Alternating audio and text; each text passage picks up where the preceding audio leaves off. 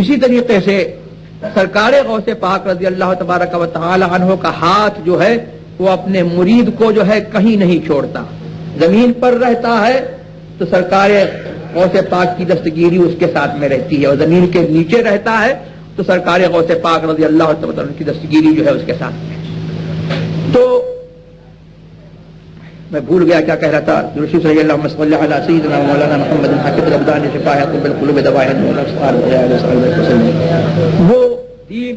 غوث اعظم کا دین ہے، ہم قادری غلاموں کا دین وہ ہے جو سیدنا شیخ عبد القادر محی الدین جیلانی رضی اللہ تبارک و تعالی عنہ کا دین ہے۔ تو میری وصیت یہی ہے کہ اس پر آپ حضرات جو ہے وہ سختی سے قائم رہیں، اور خاص طور سے میری یہ وصیت میرے مریدوں کو بھی ہے، اور میں نے اپنے اس سفر میں جو ہے کئی مرتبہ یہ وصیت لوگوں کو بتائی، اور کیونکہ میں اب لکھنے پڑھنے سے تقریباً مجبور ہوں تو میں نے حکم بھی دیا، کہا بھی، گزارش بھی کی کہ میری یہ وصیت قلم بند کی جائے کہ لوگ میری معرفت سلسلہ قادریہ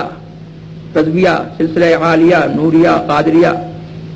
نوریہ رضویہ قادریہ برکاتیہ میں جو لوگ داخل سلسلہ ہیں وہ لوگ مسلک اہل سنت پر، مسلک اعلی حضرت پر، مسلک غوث اعظم پر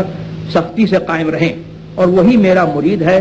جو اس مسلک پر قائم ہے، اور جو اس مسلک سے منحرف ہو وہ میرا مرید نہیں ہے۔ اور یہی میری وصیت میری اولاد کے لیے ہے، میرے خاندان والوں کے لیے ہے،